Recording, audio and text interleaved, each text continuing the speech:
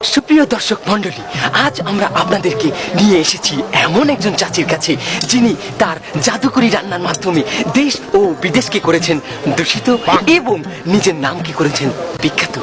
চাচি, আজ আপনি আমাদেরকে কোন রান্নাটি করে দেখাবেন? ওই মুরগা ঠ্যাং চামড়া গিলিয়া কইজিয়া পাটনা আর ওই গরুর পায়া দিয়া সেমাই রাইন্দা খাওয়ামু। চাচি, আপনি কি ওটা সেমাই বললেন? শয়তান বুড়া গালা, তাই কি মুই জামাই কইছি? ওরে মুই সেমাই কইছি। বাপু বুড়া মানুষ চেতা বানা।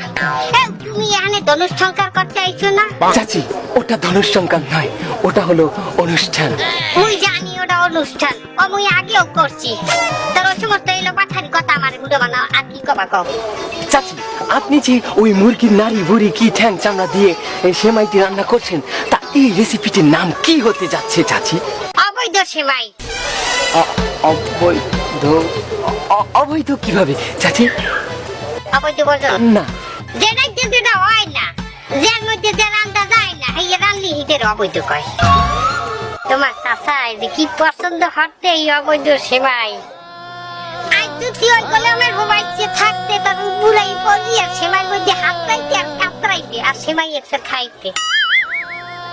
চাচি, চাচা কিভাবে মারা গেল আপনি কি আমাদেরকে একটু বলবেন?